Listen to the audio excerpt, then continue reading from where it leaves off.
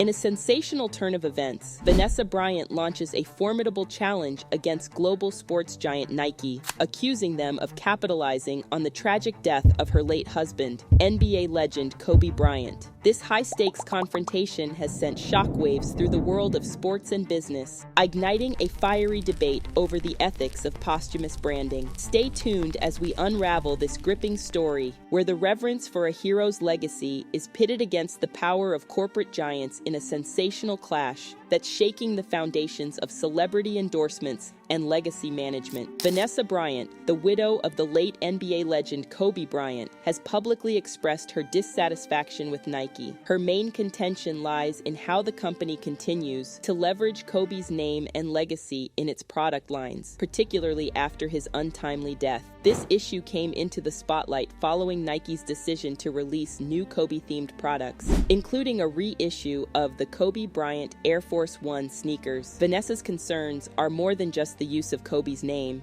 They are also about how Nike is perceived as capitalizing on fans' emotional connection with the late basketball star. Initially, Nike's partnership with Kobe Bryant was seen as mutually beneficial, celebrating Kobe's achievements and impact on basketball. This partnership began in 2003 and involved several successful sneaker releases and marketing campaigns. In the immediate aftermath of Kobe's death, Nike's approach seemed respectful and commemorative. They released statements and campaigns that paid tribute to Kobe's life and legacy, resonating with fans' emotions worldwide. The twist in the narrative comes with how Nike's approach shifted over time. The re-release of the Kobe Bryant Air Force One and other merchandise after his contract's expiration raises questions about the ethical boundaries of posthumous marketing. This shift from a respectful commemoration to what is perceived as commercial exploitation marks a significant change in Nike's strategy regarding Kobe's legacy. Vanessa Bryant's reaction to this shift highlights a growing concern about the integrity of posthumous endorsements and the sensitivity required to handle deceased personalities' legacies, especially in sports and celebrity marketing. In the background of this unfolding story lies the foundational relationship between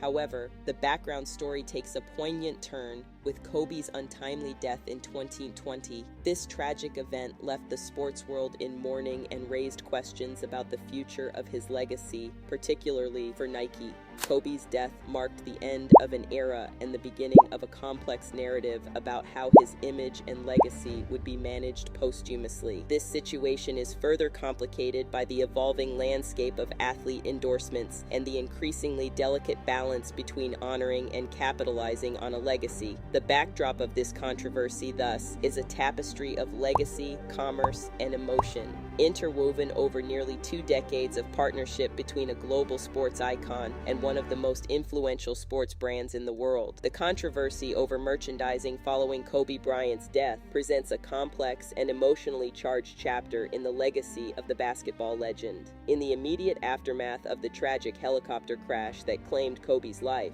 there was a significant surge in demand for all things related to the star. This phenomenon wasn't just limited to devoted fans seeking a tangible connection to their hero. It also opened floodgates for opportunistic merchandisers. Sneakers, jerseys, and other memorabilia bearing Kobe's name or image suddenly became hot commodities. The price for these items skyrocketed, with some Kobe sneakers selling for prices vastly exceeding their original retail value. This surge wasn't merely a reflection of Kobe's popularity, it was indicative of a market responding to an emotional impulse.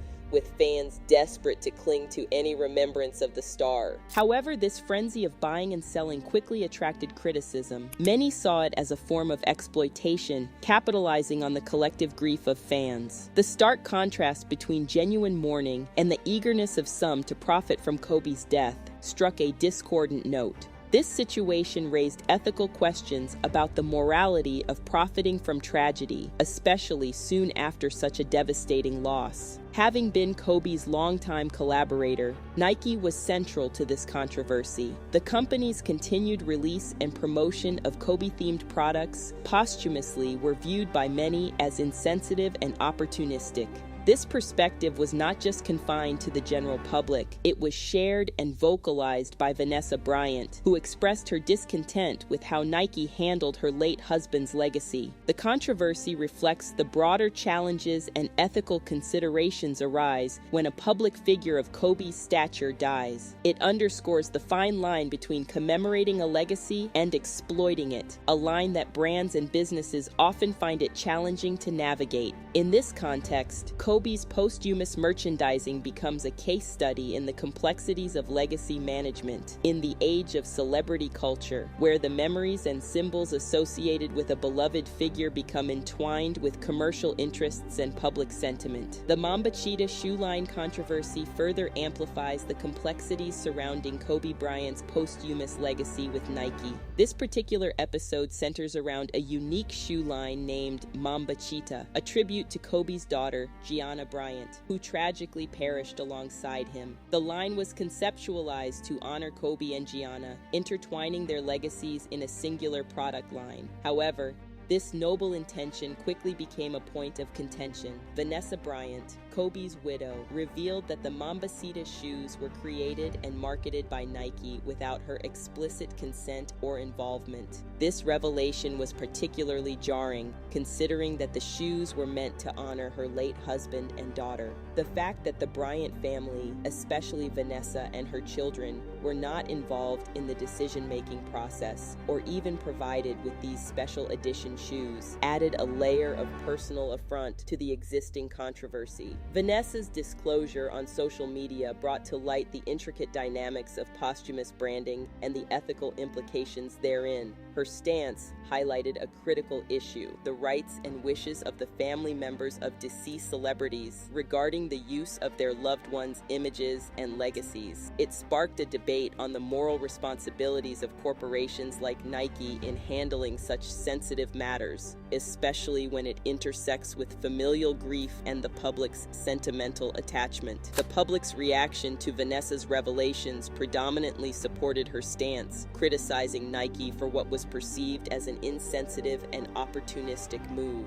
The controversy underscored the need for respectful and ethical collaboration with the family members or estates of the deceased personalities, particularly in deeply personal and emotionally charged endeavors. The Mambacita shoe line controversy thus became more than just a dispute over a product. It evolved into a poignant discourse on respect, consent, and the delicate handling of a legacy that family, fans cherish, and the public at large. It serves as a reminder of the profound impact that decisions in the corporate boardrooms can have on the intimate spheres of family and personal memory, especially in the context of loss and remembrance. The public response to Nike's re-release of the Kobe-themed Nike Air Force One sneakers was critical in this narrative, revealing the deep connection between Kobe Bryant's fans and his legacy. This decision by Nike was met with a mixed but predominantly